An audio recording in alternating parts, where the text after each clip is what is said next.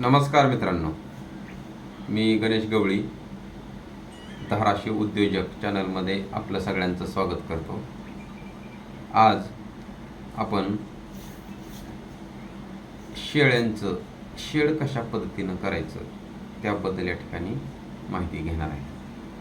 बघा, शेळीपालन करत असताना शेडसाठी जागा ही निवडत असताना आपण आपल्या शेतामधली जागा निवडायची आणि अशी जागा निवडायची ती उंच वाटेवरची जागा असावी, ज्या ठिकाणी कितीही पाऊस पडला तरी या ठिकाणी पाणी नितळलं पाहिजे आणि त्या ठिकाणी पाणी साचणार नाही अशा ठिकाणची जागा आपण त्या ठिकाणी निवडणं गरजेचं आहे.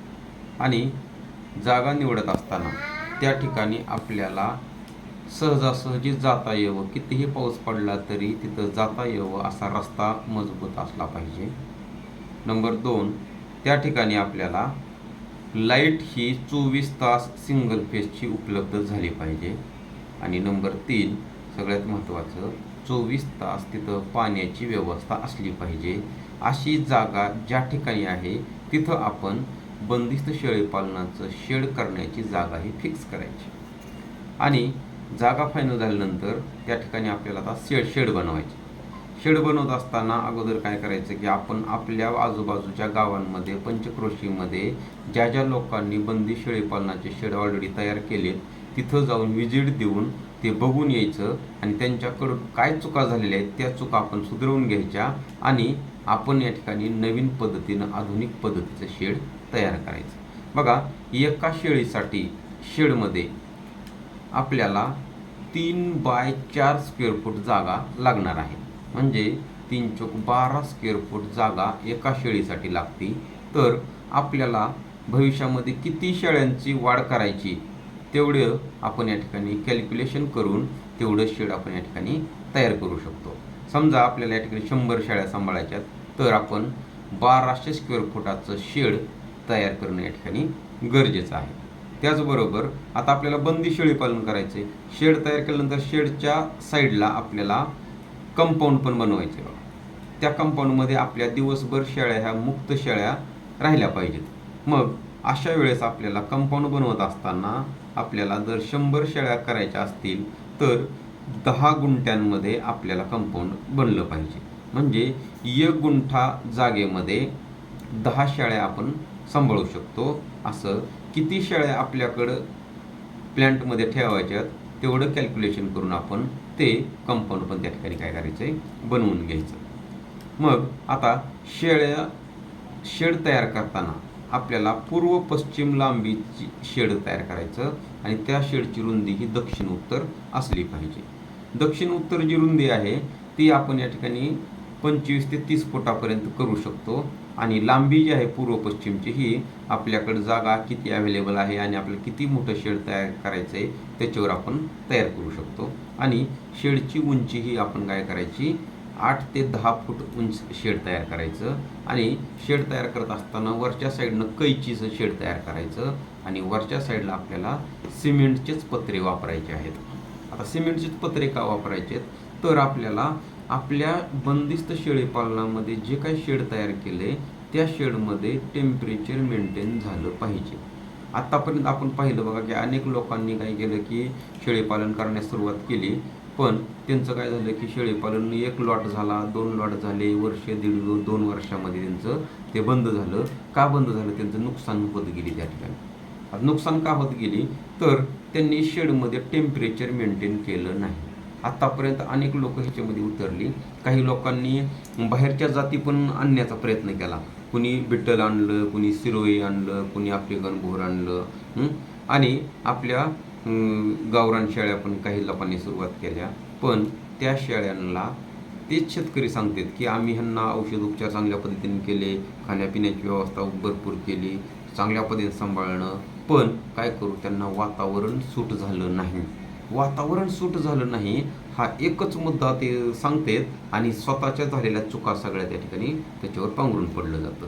तर तुम्हाला सांगणं आहे की तुमच्या शेडमध्ये जर तुम्हाला बंदिस्त शेळीपालन सक्सेसफुल करायचं असेल तर तुमच्या शेडमधलं टेम्परेचर मेंटेन झालं पाहिजे. आता टेम्परेचर मेंटेन करत असताना काय करायचं आपण की उन्हाळा, पावसाळा, हिवाळा ही 3 ऋतू आहेत. ह्या तिन्ही ऋतूमध्ये आपल्याला कमीत कमी 25 आणि जास्तीत जास्त 35, 25 ते 35 ह्या आकड्यामध्ये आपल्या शेडमधलं टेम्परेचर मेंटेन झालं पाहिजे.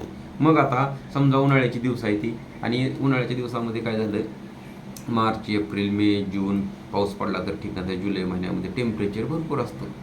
जवळपास 37, 38, 40, 41, 42, हायेस्ट 43, 45पर्यंत टेम्परेचर आपल्याकडे जातं. मग तेवढ्या टेम्परेचरमध्ये शेळ्या आपल्या तग धरणार नाहीत. मग आपल्याला ते टेम्परेचर काय करायचे, रिवर्स 35वर आणायचे.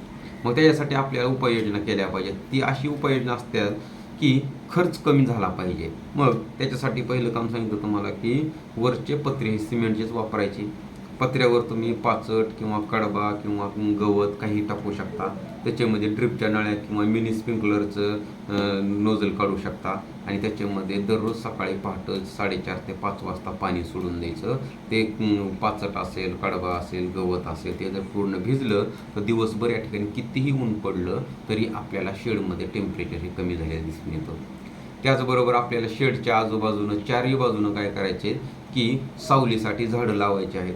मग ती झाडं जास्तीत जास्त आपल्याला उन्हाळ्यात सावली देणारी झाडं पाहिजे ती, आणि त्या झाडांचा वापर आपल्या डबल पण झाला पाहिजे. मग त्याच्यासाठी शेळ्यांना खाण्यासाठी पण चारा होईल आणि सावलीसाठी पण झाड येईल. त्याच्यासाठी आपण काय करायचे की जी शेळ्या खातील त्यांच्या आवडीचे झाड आहेत का ते या ठिकाणी आपण लावून करायची. आणि त्यामध्ये जास्तीत जास्त प्राधान्य कशाला द्यायचं तर शेवग्याचं झाड असेल, हादग्याचं झाड असेल, तुतीचं झाड असेल, बोरीचं झाड आहे, चिंचचं झाड आहे, अशा झाडं काय करतात त्या ठिकाणी आपण लावून घ्यायचे, जेणेकरून त्याचा पाला आपल्याला खाली जी गळफट आलेले आहेत का ते पाला शेळ्यांना चारा पण होऊ शकतो आणि त्या झाडापासून सावली पण येऊ शकते. अशी जर आपण चारही बाजूनं झाडं लावून घेतले तर या ठिकाणी टेम्परेचर त्या ठिकाणी पण मेंटेन होऊ शकतं.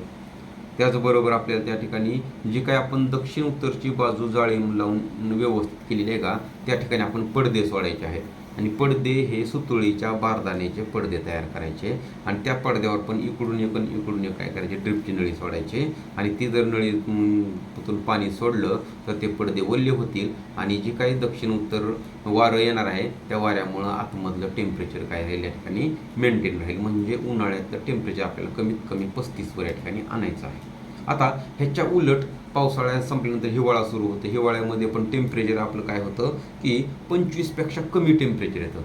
कधी कधी बघा 22 येतं, 18 येतं, 17 येतं, 15 येतं, 14 येतं. आता आपल्या महाराष्ट्रामध्ये आत्तापर्यंत हायेस्ट लोचं टेम्परेचर आहे 8 डिग्री सेल्सिअस टेम्परेचर आहे. मग ज्यावेळेस थंडी जास्त वाढते त्यावेळेस या ठिकाणी शेळ्या असतील, गाभण शेळ्या, येलेल्या शेळ्या, पिल्ले असतील, हे जास्त थंडीमध्ये बी कुरतडून त्या ठिकाणी आपलं मॉर्टॅलिटी होण्याची शक्यता असते. म्हणून आपल्या ते टेम्परेचर वाढवायचं असेल तर या ठिकाणी आपल्याला काय पाहिजे की 24 तास लाईट आपल्या शेडवर असणं गरजेचं आहे. आणि आपण या ठिकाणी काय की ब्रूडर या ठिकाणी बसवायचे आणि त्या ठिकाणी मर्क्युरी लावून, फोकस लावून त्या ठिकाणी आपण काय करायचं आहे, आपल्या शेडमधलं टेम्परेचर जेवढं कमी झालेलं आहे का ते टेम्परेचर वाढवतात 25 डिग्री सेल्सिअसपर्यंत टेम्परेचर आपण न्यायचं. मग अशा पद्धतीनं जर तुम्ही प्लॅनिंग केलं तर या ठिकाणी तुम्ही तुमच्या शेडमध्ये कुठल्याही जातीची शेळी जर आणली आणि त्याला जर आपण सांभाळायला सुरुवात केलं तर या ठिकाणी तुम्हाला त्याच्यामध्ये 100% फायदा होणार आहे. आणि आपण आपल्या शेडमध्ये काय करायचं आहे की त्या ठिकाणी थर्मामीटर या ठिकाणी आणून लावून ठेवायचं. त्यामुळं आपलं दररोज लक्ष त्याच्यावर गेलं पाहिजे की आज टेम्परेचर किती आहे. आणि ज्या व्यक्तीला टेम्परेचर मेंटेन करायला जमलं त्यानं बंदिस्त शेळी पालनामध्ये चिक्कार पैसे या ठिकाणी कमवले. मग अशा पद्धतीनं काय करायचं, आपण शेड तयार करायचे, टेम्परेचर त्या ठिकाणी मेंटेन करून घ्यायचं. त्याचबरोबर आपल्याला तिथं गव्हाणी तयार करायचे. गव्हाणी पण या ठिकाणी व्यवस्थित लोखंडी गव्हाणी त्यांना मुंडका आतमध्ये घालून खाण्याची व्यवस्था अशी पण गव्हाणी तयार करून घ्यायचे. त्याचबरोबर आपल्याकडं शेड तयार केलं, शेडच्या बाहेरच्या बाजूला जी का आपण कंपाऊंड केलेलं आहे बघा 10 गुंठ्याचं, त्याच्यामध्ये पण आपण झाडं लावून घ्यायची ती. आणि तिथं या ठिकाणी त्यांना चारा खाण्यासाठी गव्हाणी तयार करायच्यात. पाण्यासाठी हौद तयार करून घ्यायचेत आणि त्या हौदामध्ये दररोज सकाळी थंड आणि स्वच्छ पाणी भरून ठेवायचं. चाऱ्याच्या गव्हाणी आहेत ते पण या ठिकाणी चाऱ्यानं भरून ठेवायच्यात.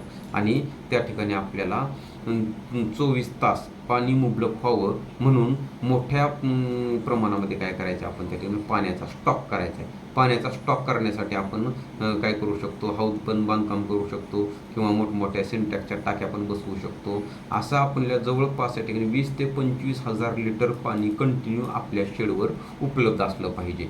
कधी कधी लाईटीचा घोटाळा होतो, मोटरीचा प्रॉब्लेम येतो, त्यामुळे या ठिकाणी पुढं पाणी साठवलेलं आपल्याला 4 ते 8 दिवस पाणी उपलब्ध होईल असा स्टॉक आपण काय करायचा आपल्या शेडवर त्या ठिकाणी करून घ्यायचा आहे. आणि त्या शेळ्यांना दिवसभर या ठिकाणी ऑटोमॅटिक पाण्याची सिस्टम पण करून ठेवायची. आणि अशा पद्धतीनं जर शेड तयार केलं तर या ठिकाणी आपला मुक्त पद्धतीनं बंदिस्त शेळी पालन 100% त्या ठिकाणी काय होऊ शकतं, सुरू होऊ शकतं. आता त्याचबरोबर आता पुढील ह्याच्यामध्ये आपल्याला काय करायचं आहे की पूर्णपणे त्याचं नियोजन पण व्यवस्थित झालं पाहिजे. आणि हा शेडचा मुद्दा सगळ्यांनी या ठिकाणी समजून घेणं गरजेचं आहे. सगळेजण समजून घ्या.